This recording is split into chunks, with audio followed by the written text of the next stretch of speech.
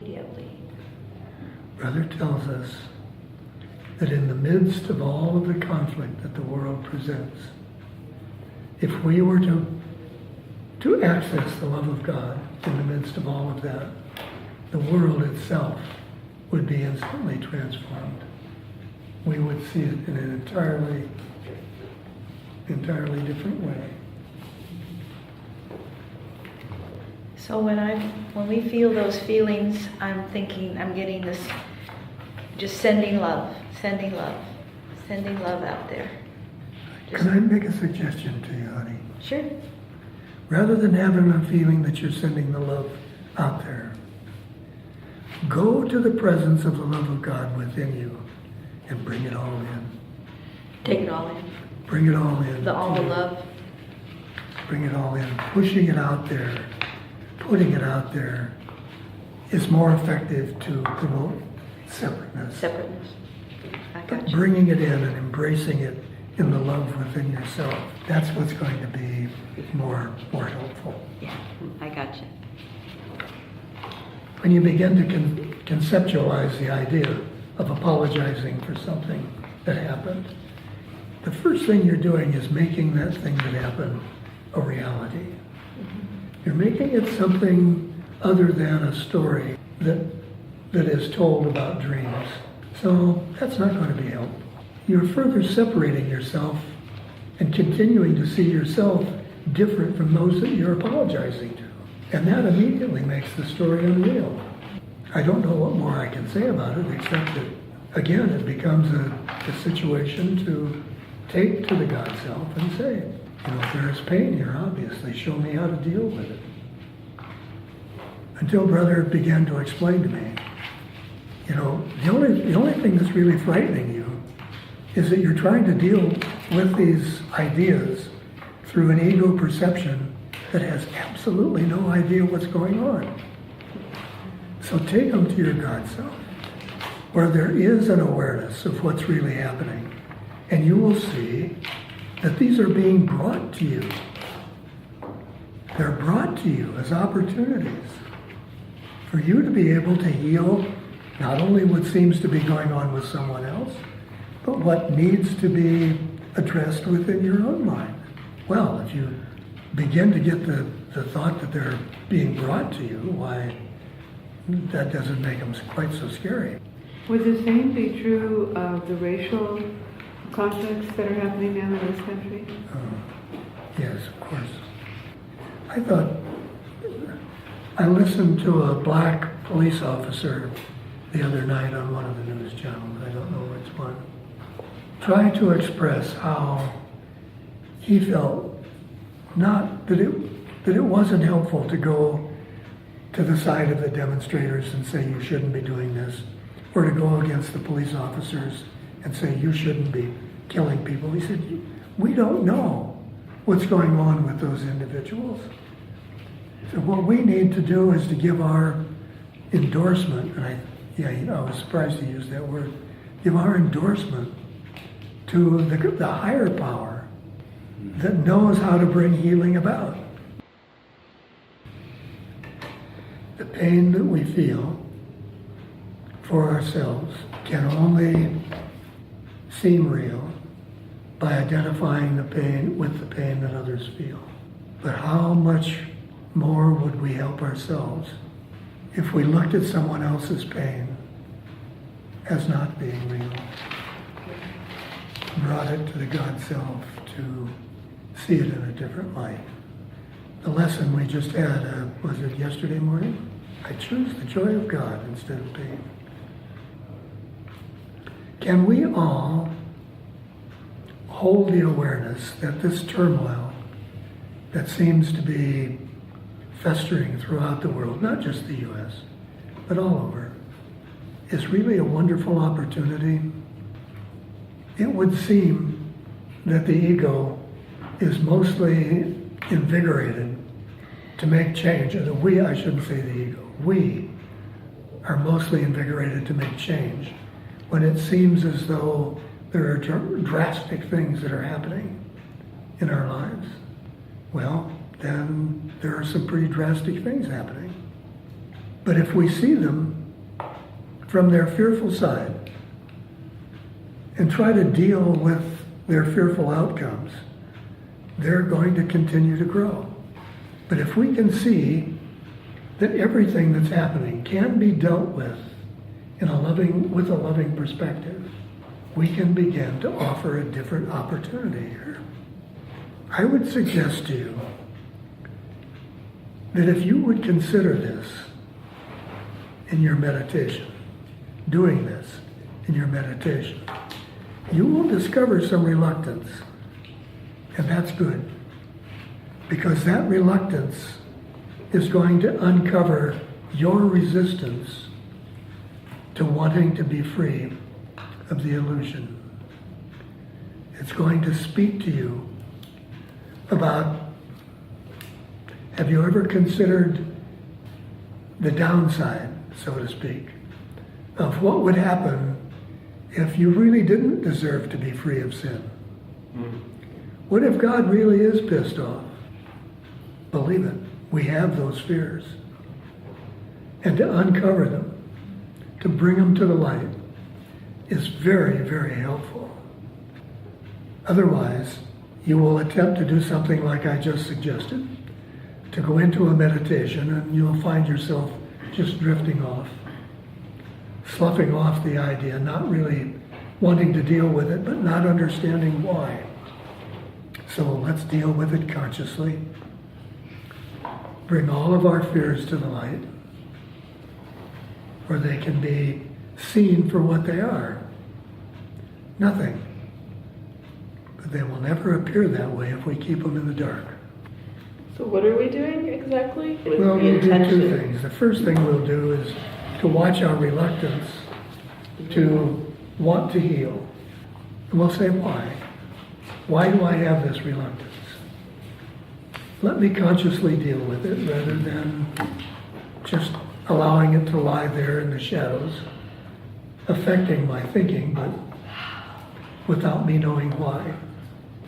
And then, as we are able to heal more and more of those thoughts, we will allow ourselves to appreciate the fact that all of these turmoils that are coming to the surface now are giving us the opportunity to heal. And we take them all to the God Self, and we allow our intention for the consciousness to change. Brother says, forgive this thought, and it will disappear. So what I experience is what you're talking about, Teresa, is say, okay, I forgive it. And nothing seems to happen. And then I wonder why. Well, I did forgive it. What does it mean to really forgive a thought? What does it mean to really let it go? A miracle. That is a miracle, Roger. Yeah. I had that happen this morning when I was shaving. I was going back and saying, well, I forgive that thought, and well, I forgive that thought. And literally trying to get to the basis of forgiving them. And 2 seconds later, a thought came to my mind, well, gee, don't forget to record the All-Star game tonight. That'll be on. And I thought, oh, that guy that's the announcer there, I don't know. Whoa. Where did my forgiveness of that thought go? Brother tries to teach us not to get upset when we do that, but to see it as a blessing, because that's another good opportunity right on the spot to invite the presence of the God Self in and say, for me, see this differently. And then the next time the thought wants to come up, say, wait a minute, I let that one go. That's not my thought anymore. And we'll probably have to do that several times. But it won't provide another opportunity for you to judge yourself.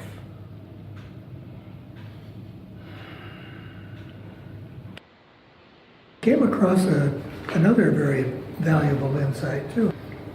when you said, why did your answer seem to come at that particular time? Why do you suppose that was? Because I'm listening. There you are. Somebody else said something that triggered your mind into that place where the answers always are. Listening to me is really more a function of simply having the expectation that I'm going to hear. And just presume that it's going to be there, and it usually is. Want to do a little experiment? Yeah.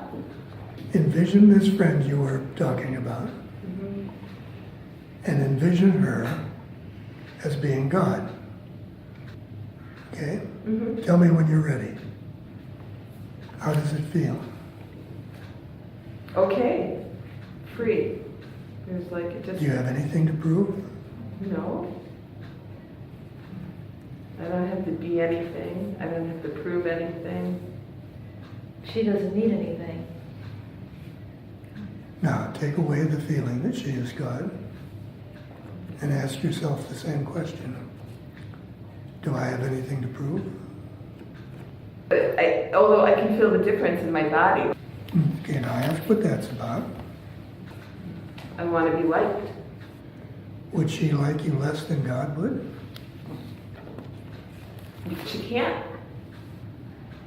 So what would you do the next time you meet her? See her as God energy. Feel that. Feel it. Feel it.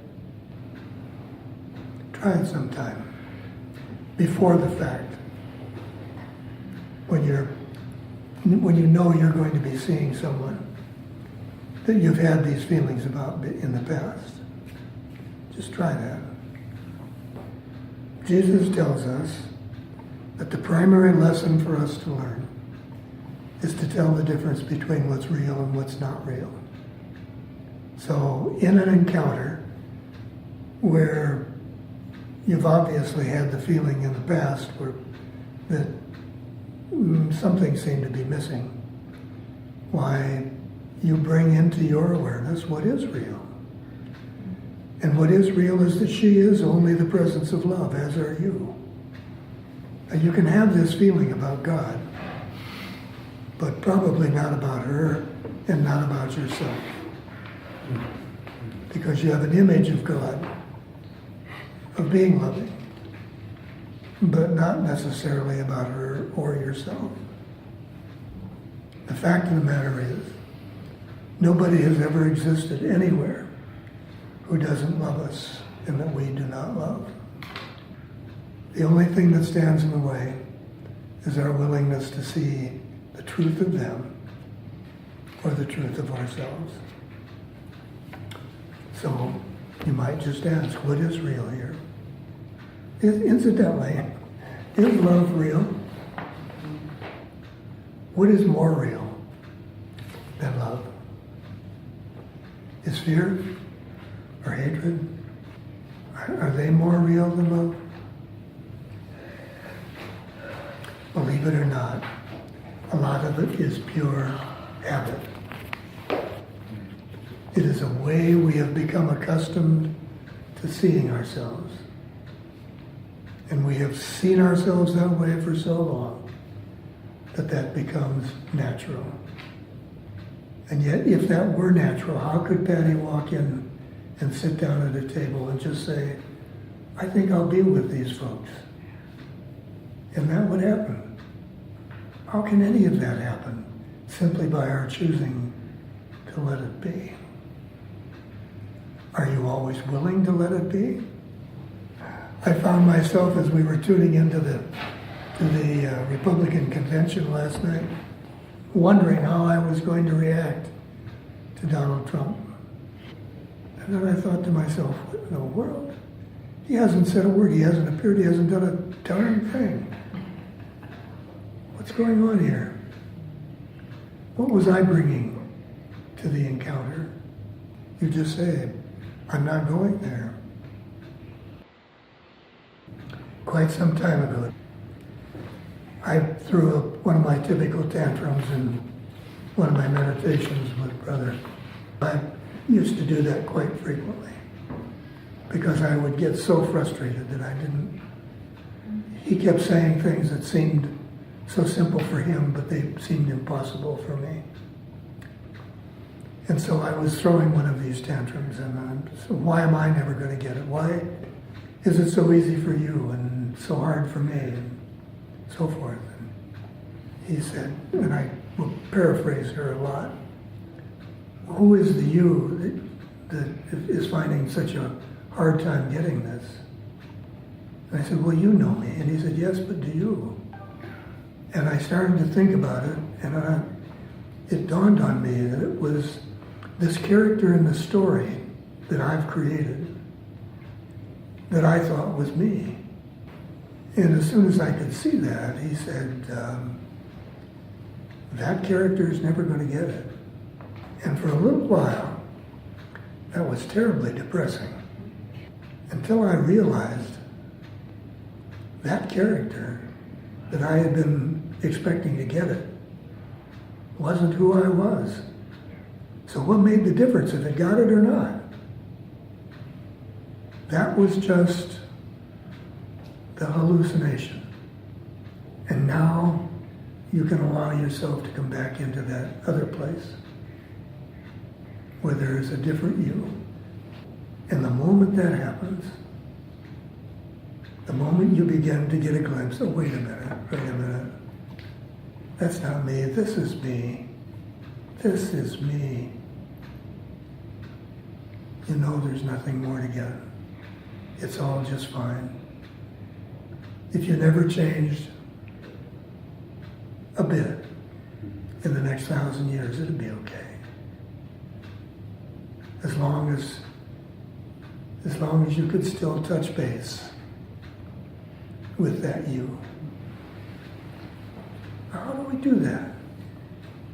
How do we create a habit of doing that?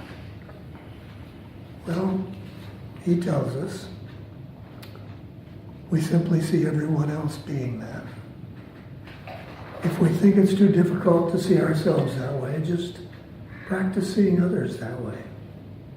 It becomes less challenging the more we recognize that we can have what we want.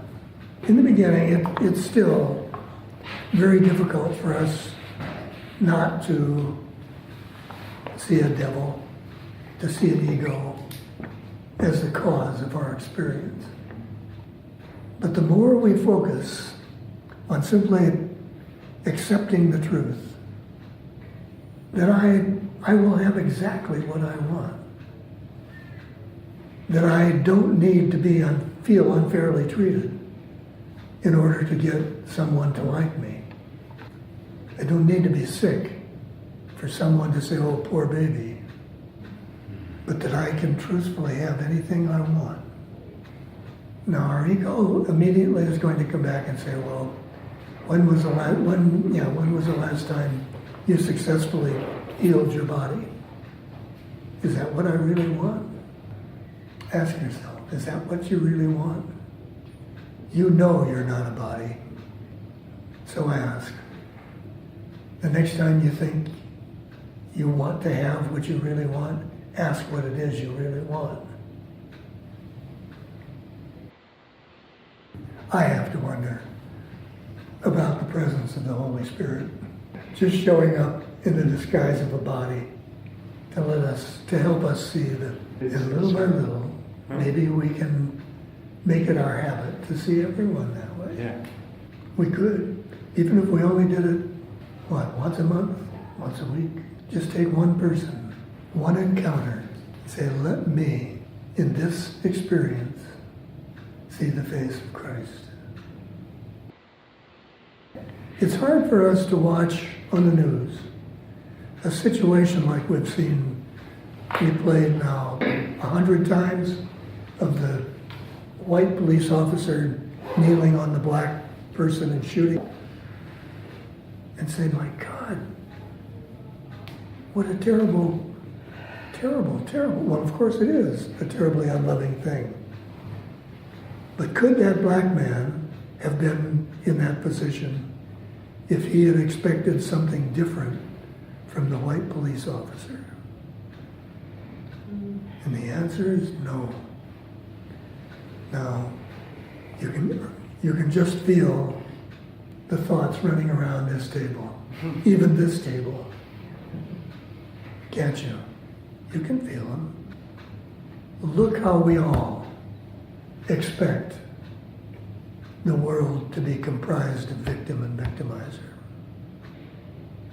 Look how easily you see yourself in similar circumstances, not perhaps as dire as those, but still how you would expect in your relationship that Denny would go against what you wanted or felt was needed for your own peace of mind. And what I'm saying to you is that if you can stop that, and you can choose to stop it and say, what I expect from this relationship is to be able to be loving all of the time, then the mirror for how you were treated is going to be exactly that. This thing about oneness that we say we understand or misunderstand is absolutely true. We do share in every encounter. We do share a purpose with the one we are in the encounter with. Whether it's a long-term relationship or two that just seem to be passing by. I can tell you that with every degree of assurance because I can tell you that we live in a mental world. It is a world of thought, not of form. And it is your thoughts that are simply giving meaning to your experience of the world every moment. So when you expect to be loved, and you will expect to be loved when you expect to be loving, that's exactly what you're going to get. And that goes along with loving yourself. And you love yourself, honey, because of all of the misunderstandings we have about the value of loving ourselves. You love yourself truly by loving others. That's how you demonstrate that you do love Right. yourself. Yeah, you just put it in good words. When it's occurring to me, then that's why you have to be so extremely careful with your intention. Our intention is everything, honey. Yeah. It is everything. So how would we separate being extremely careful about our intentions from the feeling of walking on eggs? You develop the habit, and I don't know of anything else to call it, Roger, but you develop the habit of trusting in the God Self to let you know when you're on the track that you really want and when you're not. I can't tell you the number of times that I literally, and Linda's heard me say this 1,000 times, when I literally will feel this to get my attention, a tapping on my shoulder to get my attention. We always have exactly what we want. Now let me rephrase that. Some people would better understand it if I said, you will always have exactly what you think you deserve. That's the same thing. Yeah. Same statement. Yeah. What happens to you when you don't get it, what you think you want? You've misjudged what it is that you actually want. So maybe sometimes we need to just sit back and say, holy Toledo, maybe I wanted to be unfairly treated. Maybe that's what I expected. And maybe that's why I got it. Maybe next time you could help me change that, God Self. Maybe you could help me to see it a little bit differently. If you were to give one gift to the world, what would it be? Think about it before you, just let the feeling of that permeate. Just automatically love comes. Don't try to analyze it. Take the time and be with it. If I had one gift to give the world, what would it be? Mostly the benefit to this exercise is allowing yourself the time and the space to see what comes up as a result of that.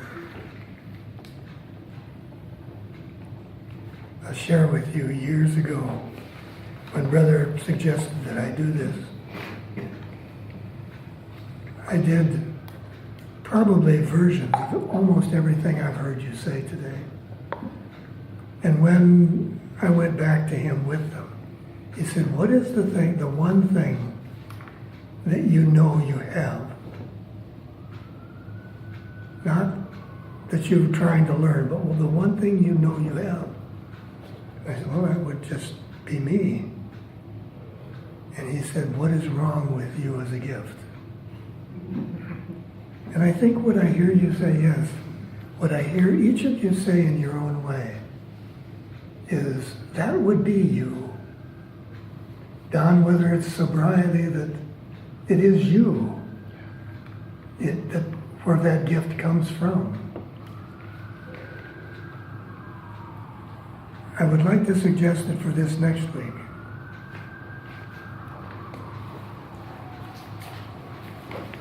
you ask yourself simply, if there is another gift than yourself that you could possibly give. Is there another gift other than yourself that you could possibly give to the world? How easy it is for us to allow our ego to take the one thing that is the essence of who we are and make that, the gift of that, seem to be arrogant. It shows how deeply we have come to trust this feeling that there is something wrong with us, that it's true.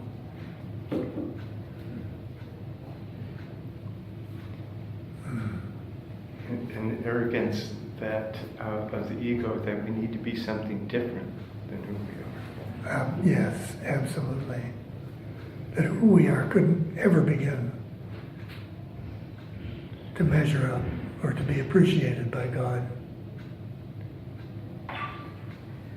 What do you think happiness that God offers you really is?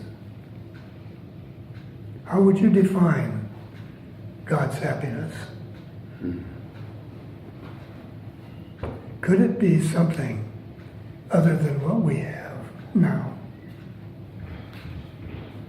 Could it possibly be? Could something exist outside of me that could make me happy? Can I ask a question? Is anything outside of me? That's the answer, isn't it?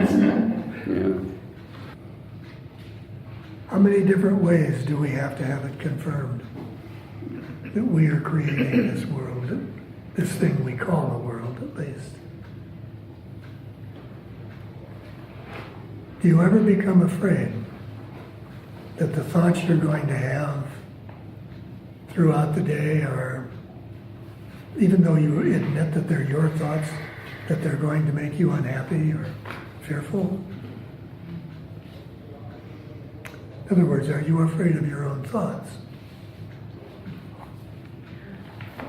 And where would that lead us? What conclusion would that lead us to come to? There's something outside of us to be feared. Maybe there's another presence.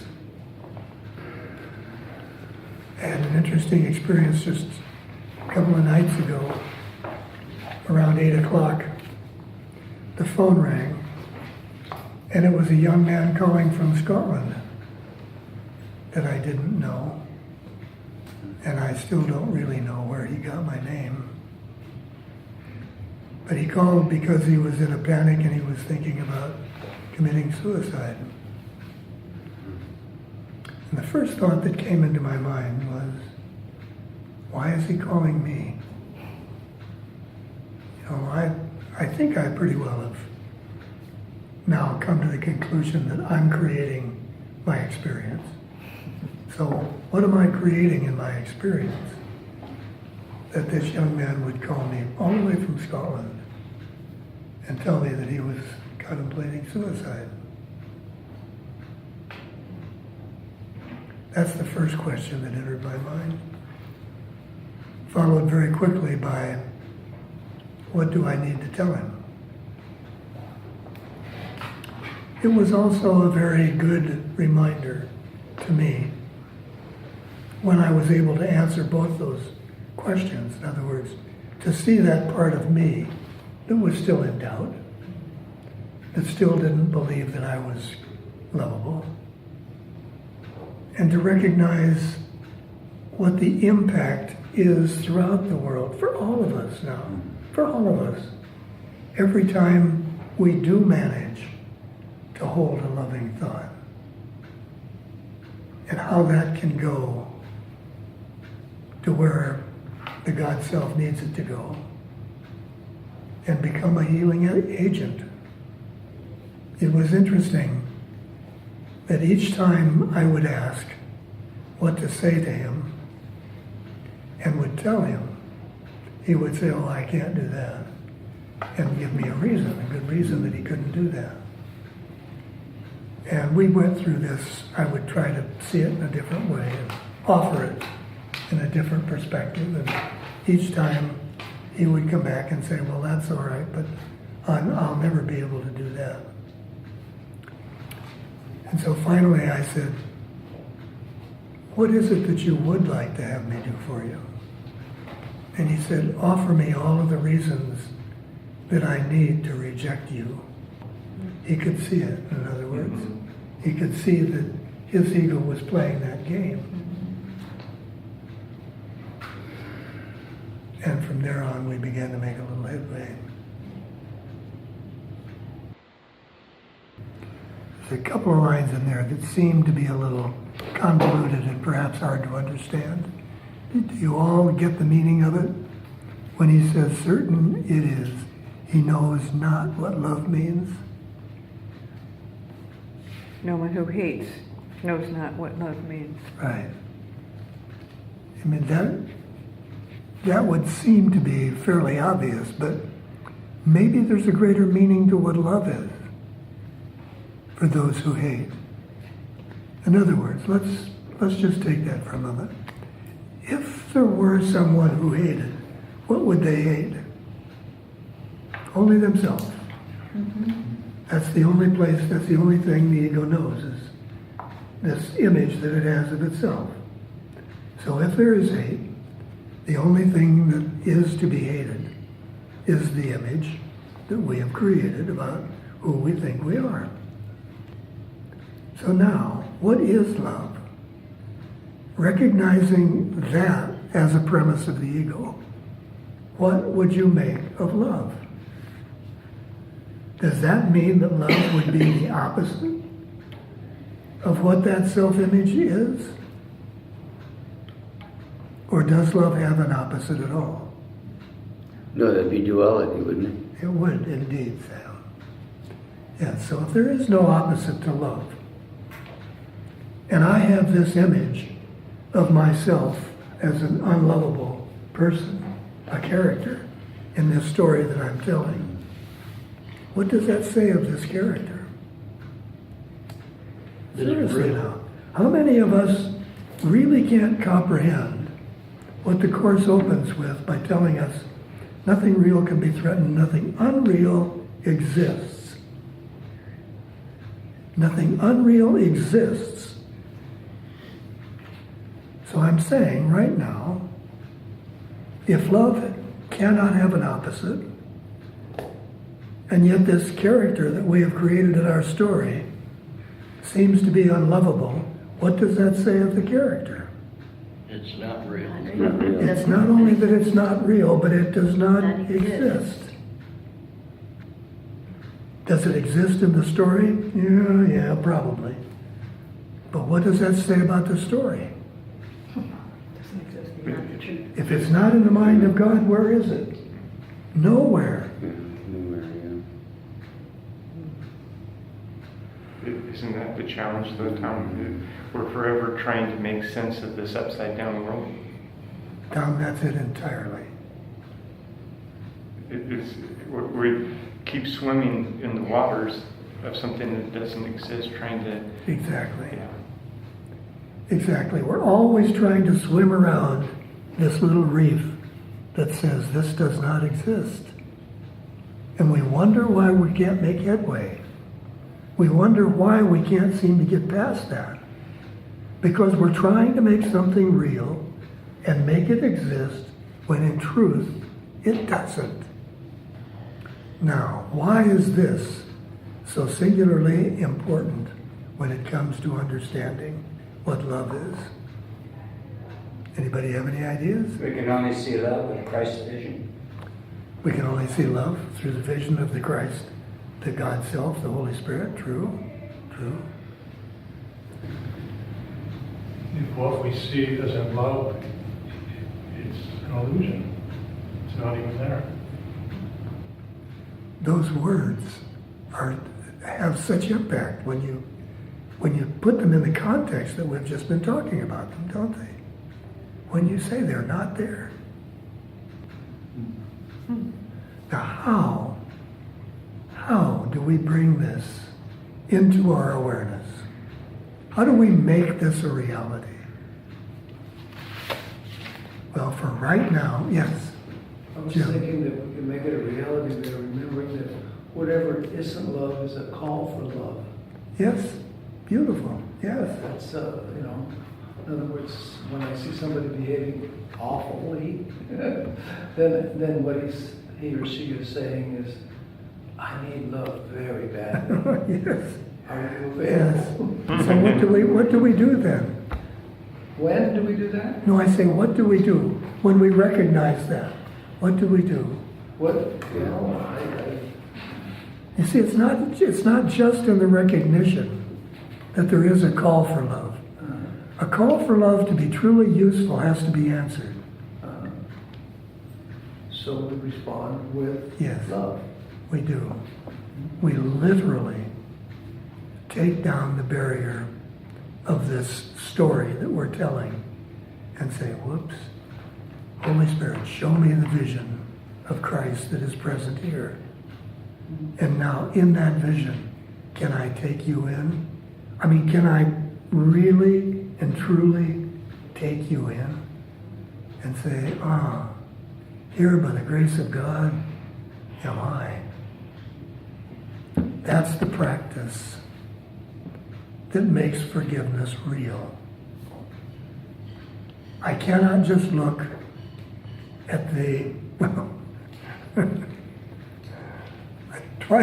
twice now I've had a phone call. I don't know if either of you, any of the rest of you have or not, but twice I've had the phone call from Donald Trump in the ad, one of the political ads that's being run.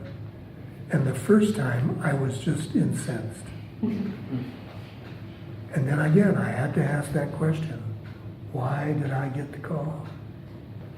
So the second time I recognized that I was being given a reprieve.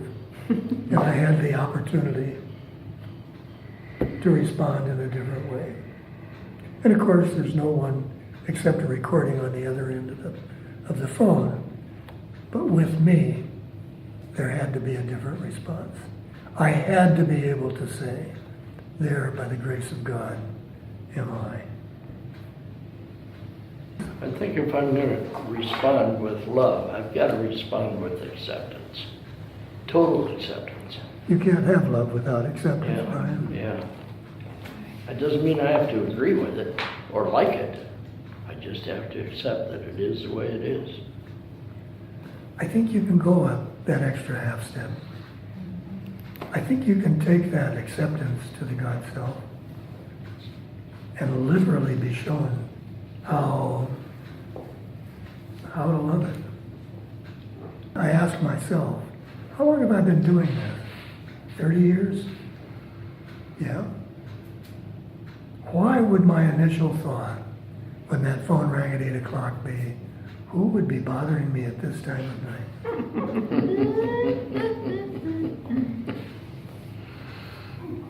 And periodically throughout for the next hour and a half, ask myself the same question. Until I could finally, Tom, do exactly what you're saying. To see the gift. What we've been reading here the last several paragraphs, are these statements about the body, or are they statements about the meaning and the purpose we have given to the body?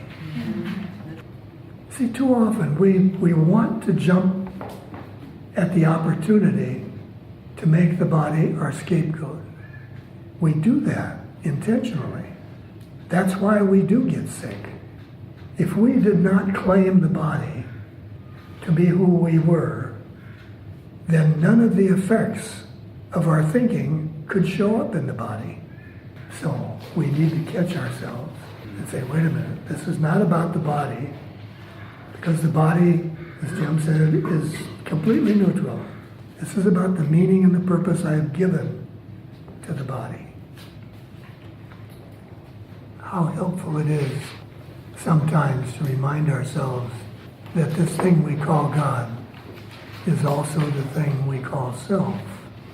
The body is the idea that allows us to superimpose something that doesn't exist between God and ourself. How does forgiveness then fit into this picture to help us see differently? Remember, please, the idea of forgiveness, when we use it as it was meant to be in its real sense. Forgiveness is the ability to see beyond the ego's perception to the vision of Christ. To know what is there and not to get sucked in to believing what we think we see through our perception. Mostly I'm struggling with, because of some of the language in these paragraphs, is the idea of resistance to love, or the idea of fear of God, the idea of the fear of love. Is there anything that you see throughout your day that doesn't appear to be the presence of love? That doesn't what? That doesn't appear to be the presence of love. Those are the things, Sam, that you are afraid of, that love represents. If they are the presence of love, and I describe them as something else, then it's because I am afraid to describe them as love. That's what he speaks of as the fear of love. If we had no fear of love, we would see nothing throughout our experience that didn't present itself as the presence of love. Because that's all there really is. Remember that? Those few lessons where it talks about the name of God. The name of God is also your name. Your name may be holy, but no. The name of God is holier, but no more holy than yours. Remember that one, Sam? What he's telling us is that's all there is. There is no name for anything else. You know, if we were to be completely honest, we would just refer to everything as God, because God is the source of everything. So it's just God, God, God, God, God, God. That's all there is. If I had no fear of love, that's the way it would be. Because God is only love. So when it's hard to understand that he talks about the fear of love, understand that's what he's trying to point out to us. That we have given something some other name other than love. And we have made it Sam or Tom or anything. I am that. I really feel that it's very helpful to spend time asking yourself why you are not the best gift that you could conceivably give to the world. Because it just begins to bring up all of those little hidden blocks that we've judged ourselves for, that are there and we don't even know they're there, much like you're talking about. How would you feel about, as you were waiting for the show to begin, to just mentally ask that a different show show up? Could you handle that? Could a different show up? Is that what you're saying? If you would like to have a different show than the one that you've had in the past. I had a dear friend call again this morning from England, and she said the reason she was calling was that the last 2 or 3 mornings she's awakened, and it felt to her as though she was almost in shock, that it took her a long time to remember where she was. It felt like she had come from a very different place. And I bet you've had a similar experience to that. You see, because there are times when our mind does go home, or let me put it a different way, when all of the thoughts of being away from home go away, and we recognize where we are. And it's quite a different place. She said, what can I do about that? And I said, ask for more. So why are you here? What is it that you're really doing? What do you want to accomplish? I think there is a tremendous amount of wisdom there, like when you ultimately think about just accepting yourself being here, and then start recognizing where here really seems to be. Yeah. One of the things that Brother has been very strong in telling us in the last several months is to accept yourself where you see yourself right now.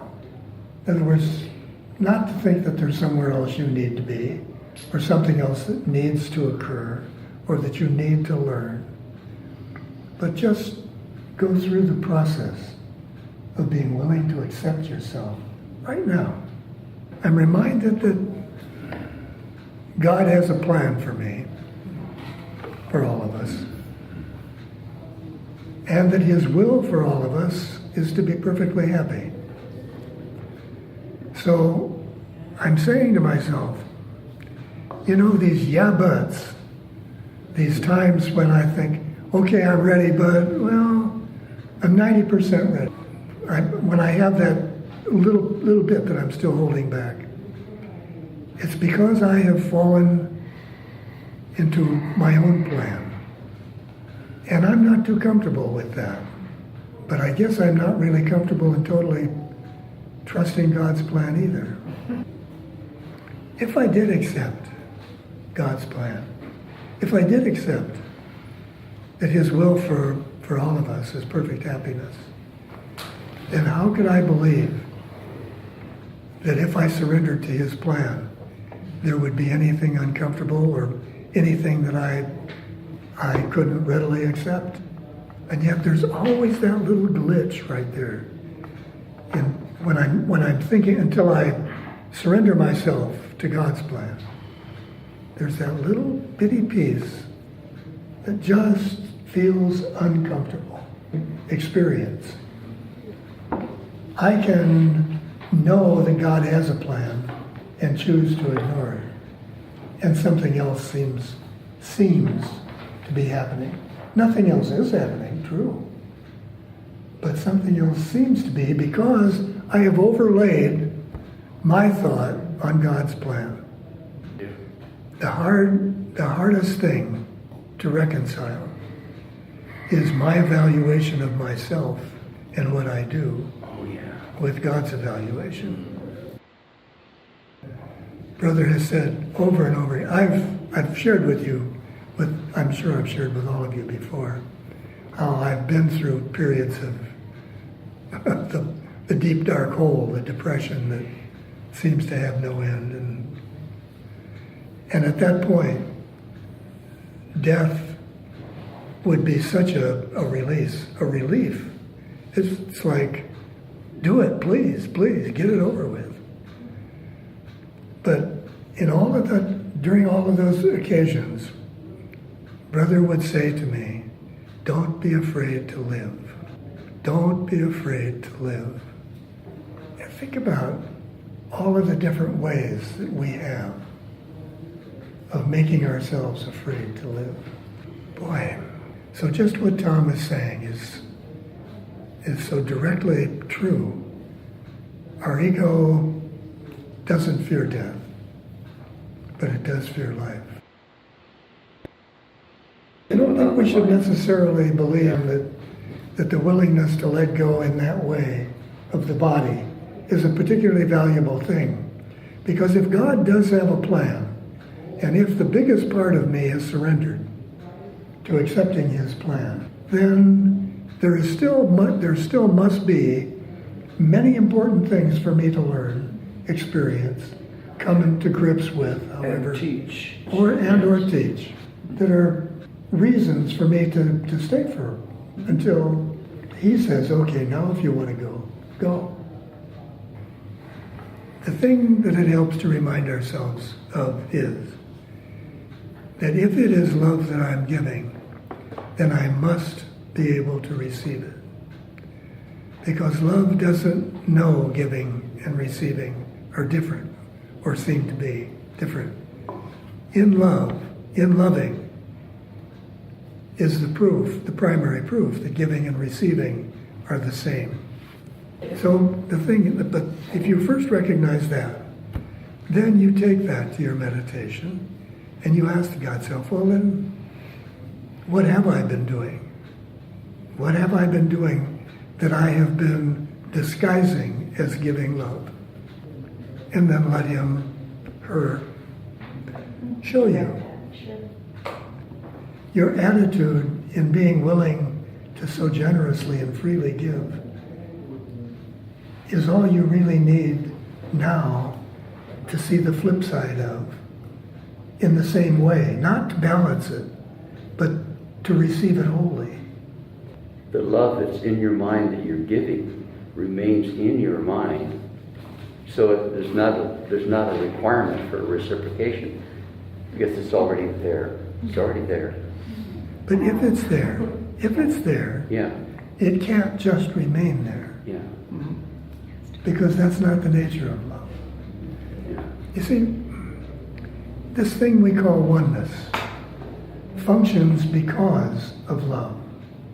The experience of giving and receiving being exactly the same, that you are connected to what you extend your love toward. That is the experience of oneness. That demonstrates to us that what is in here is out here.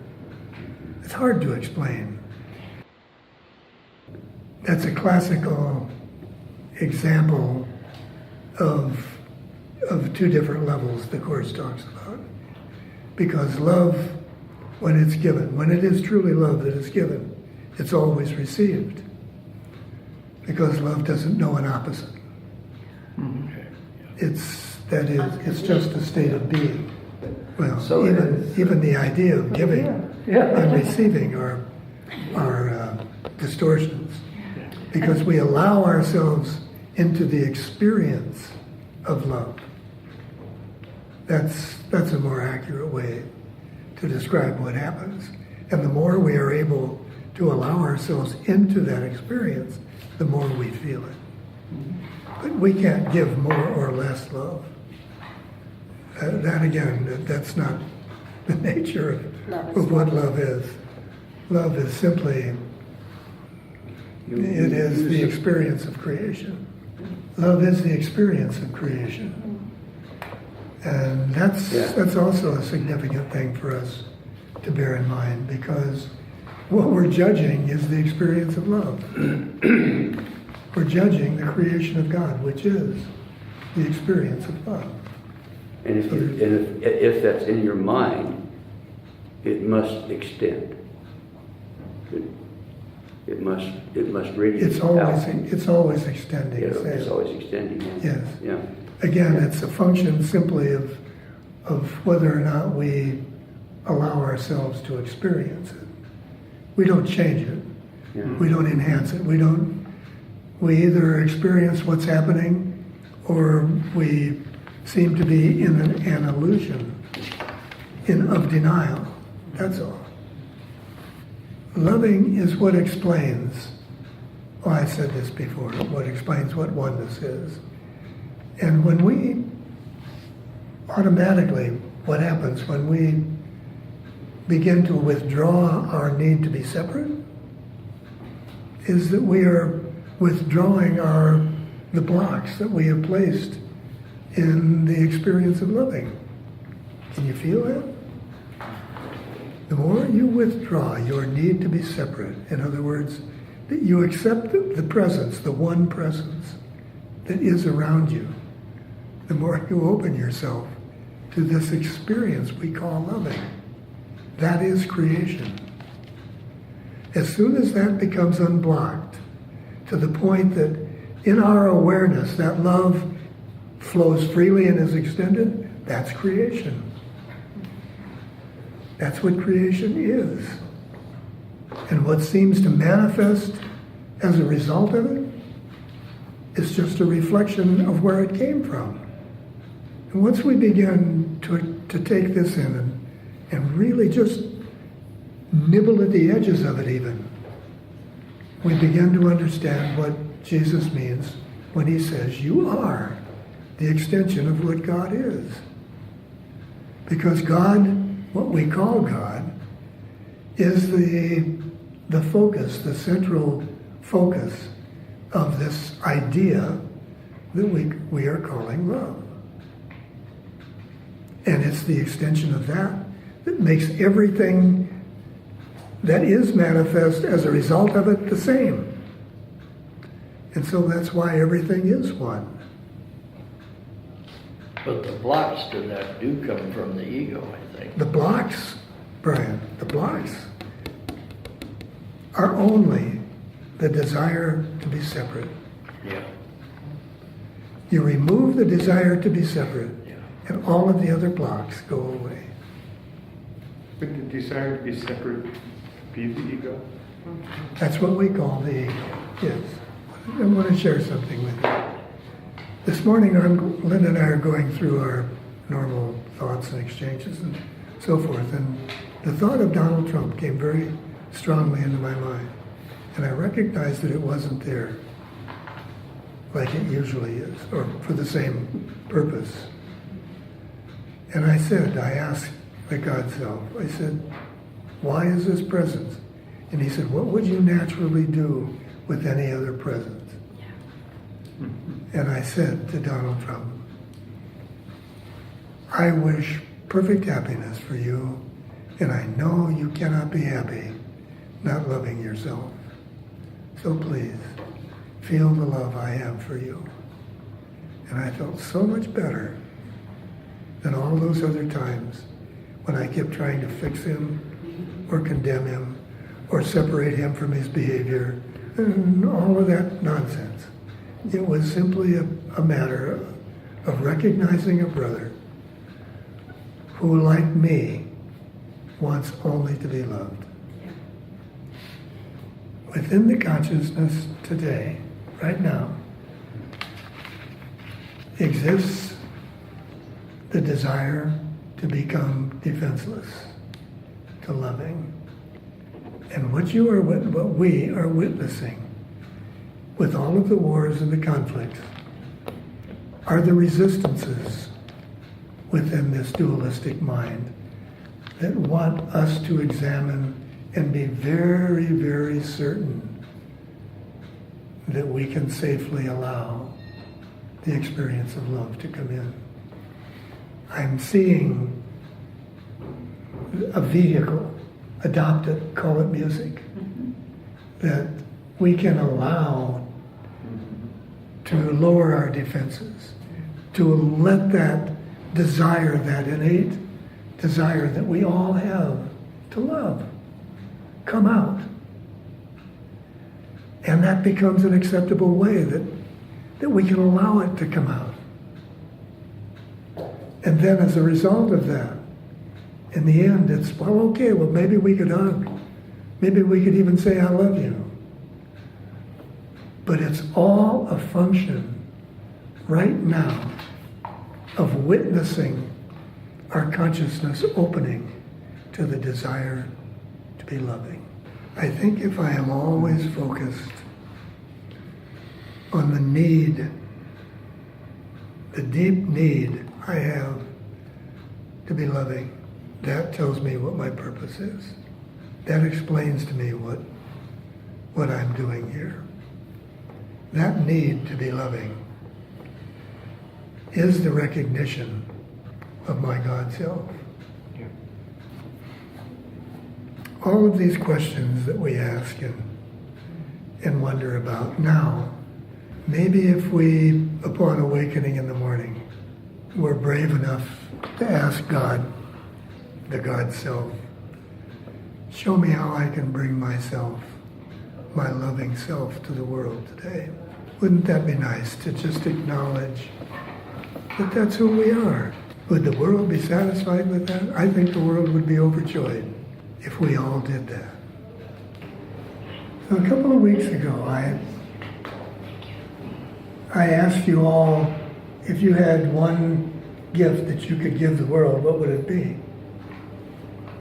And we had some nice discussion about declaring ourselves perhaps the gift that we would be willing to give.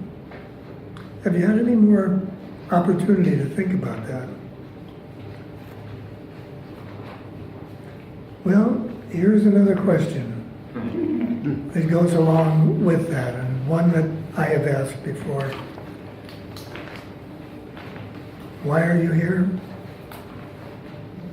Remember that one? Why are you here? Let's spend a couple of minutes and see if we can't perhaps give a better definition to what we mean by here.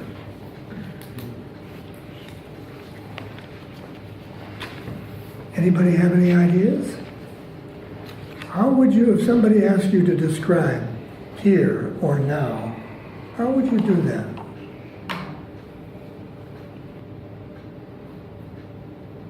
You know that you're a mental being. You're not a physical being. So automatically that kind of narrows down the description of here. Here would have to be a state of mind. So why are you in this state of mind? Perhaps you might begin by describing what you consider this state of mind to be. Brother says that our purpose for being here is to learn forgiveness. Mm-hmm. Forgiveness is our function in the world. But what are we forgiving? Why would it seem presumptuous to say, I am God? If you have a child, would you feel that it was presumptuous for that child to say, I am my father? You'd feel very honored, wouldn't you?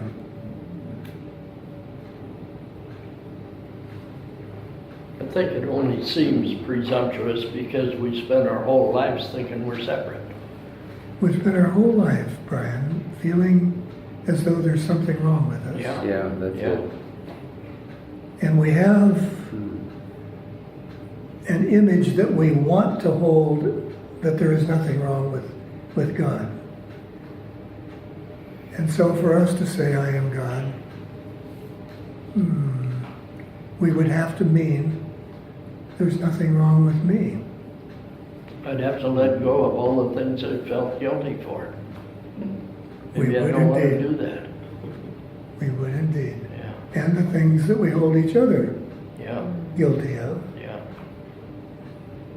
So when we say, why are we here? And brother teaches us that we are here to forgive. What are we to forgive? We're here to forgive ourselves for what? Our belief. For our belief that there's something wrong with us. Now, I'm summarizing everything the Course teaches here in about 3.5 minutes. But if we were to let go of the belief that there was something wrong with us, what must coincide with that? How must I see you? Same way. Perfection. Same way, but I'd also have to see you being a part of me, wouldn't I? I'd have to think of you as being an extension of what I am. Are you willing to do that? This is where the rub comes in. Because suddenly we're sitting faced with the thought that, well, if they're a part of me, well, then who am I? I've lost my identity. No, that's not true. We haven't lost anything to see someone as a part of us. We have added to ourselves. Not lost anything about ourselves, but added to ourselves.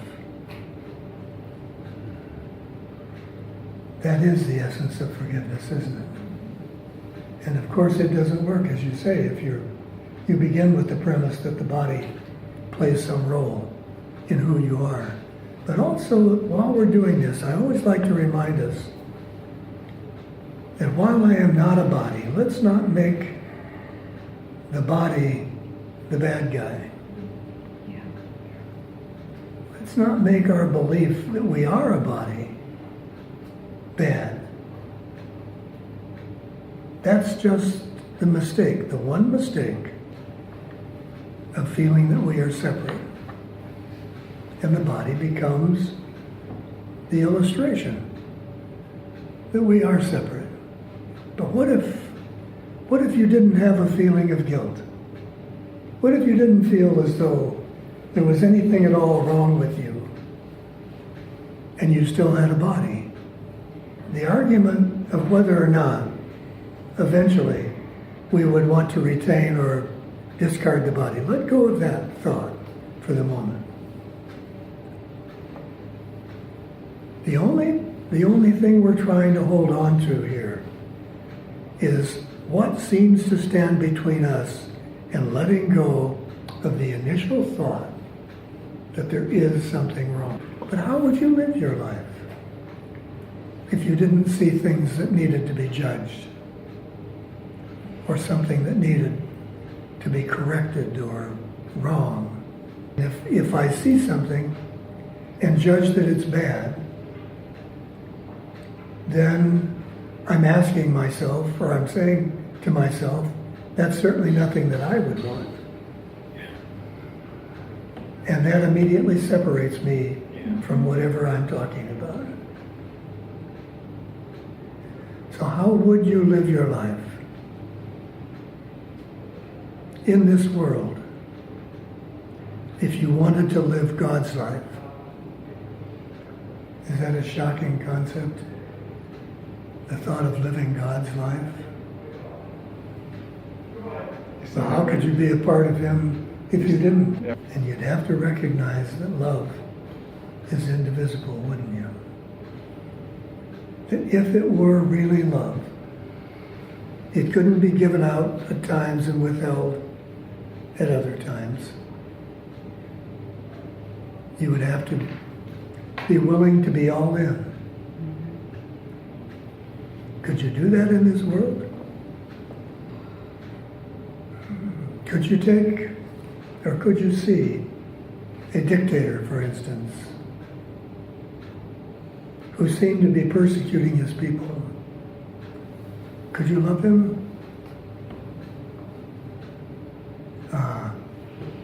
Are we considering this actually? Well, we are, aren't we? Because one simple thing here, one simple thing, we automatically judge the behavior of someone to be who they are. What they do, what their behavior is,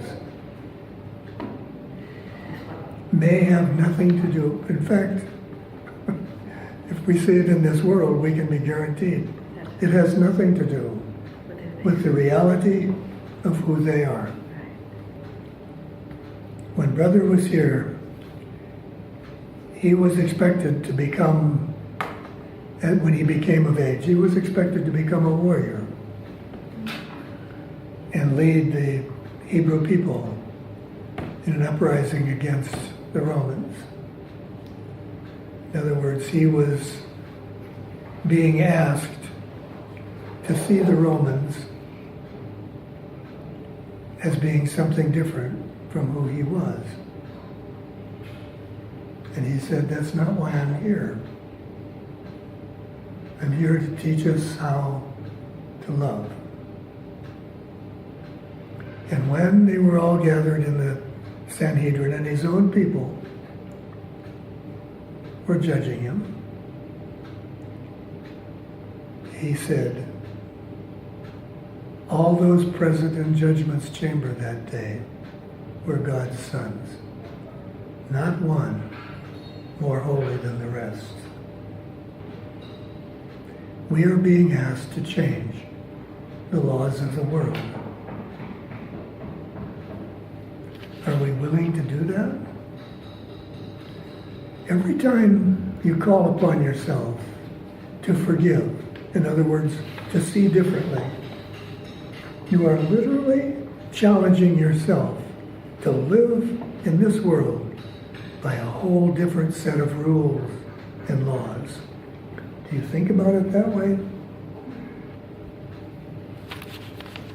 If you were to separate anyone from their behavior, could you see or could you narrow all of your experiences and judgments down to two categories? That you were either witnessing an expression of love or a call for love? And why do you suppose this is one of the basic tenets that the Course teaches? To see everything as an expression of love or a call for love. And to do that, you're putting yourself in the position of using love to govern what you see and how you respond to everything. Most of the time, when we find ourselves in a circumstance or situation, there's not a lot of analysis that goes on. There's not a lot of time for analysis. We usually, I don't know if I should say expect or anticipate, that we would respond more quickly than what it would take us to analyze a situation. If we could always just be aware that we are asked to love, nothing else. We are always asked simply to love. That makes it pretty simple. And then perhaps it's not quite so difficult to think of ourselves as being the presence of love. You see, here's the real dilemma, though. This is the thing that we have absolutely no awareness that we're struggling with. The truth of the matter is, it would be impossible not to love Donald Trump if we saw Donald Trump. You show me one child of God that I cannot love. But is that what I see? Or do I see a behavior of someone who doesn't like himself very much and so struggles and does all of the things that you and I do all the time? It's just perhaps he does them in a more bizarre way, but so what? Everything. You can feel the shift, you can feel the energy shift in the room just goes, yeah. That's such an interesting question for us to ask, Patty. Because I think I find myself sometimes when I'm really grouchy or when something really seems to have gone awry, and I'm asking myself, I hear Brother say, just recognize that this is a call for love. How many times have you had the experience of not wanting to do that? It just seemed too darn right to be mad. Well, the thing that we have to take a look at is that when these moments arise, it's about whether or not I can look inside at this part of me that was angry, that wanted to be angry, and say, yeah, and it's okay. It's okay. Doesn't make you a bad person. Doesn't even mean you've done something wrong. But just learn to recognize that you can love the man and not accept his behavior. If you do accept him, then you can not accept the behavior and not feel bad.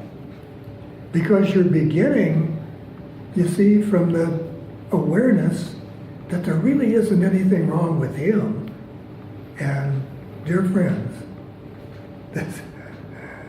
this is the first step in knowing there's nothing wrong with you. This is how we can come to the conclusion that I can be deliciously mad and still be okay. Nothing real can be threatened. Nothing unreal exists. The difficult things as gifts from the Holy Spirit. Negative things that we would think of as negative, difficult things in our life are actually given to us by the Holy Spirit to teach us to respond differently. Is that a question or a comment? No, just a comment. Yeah. I've always doubted that God would give me lessons to learn. I find that is a little, I know the part of the course where Brother says all things are lessons God would have you learn. But those are the things that I've picked out as lessons. And God says, well, use it as a lesson. Don't judge yourself for it. Use it as a lesson you can learn from, which is quite different from God saying, I think I'll put this on Tom's plate today and see how he reacts to it. So many times we don't hear the answer to our question because we're not really ready or open to what the real answer is. Because we know, even though we deny knowing, we know. So sometimes it's helpful to ask your God self, what is it that I am trying to avoid hearing? Not putting yourself under the gun for needing to hear anything, but just out of curiosity. What is it that I'm trying to avoid here? Or there's another way too. Thank you. I'm just reminded. Ask the God self to bring you someone who has the same issue that you do, and ask about them. Ask about them in what manner? Ask what's going on with them. What's the problem with this person, so to speak? So it's less fearful, the answer might be less fearful to you if So- it's about you versus them. And that way, if there's something you're trying to avoid, you can find out about it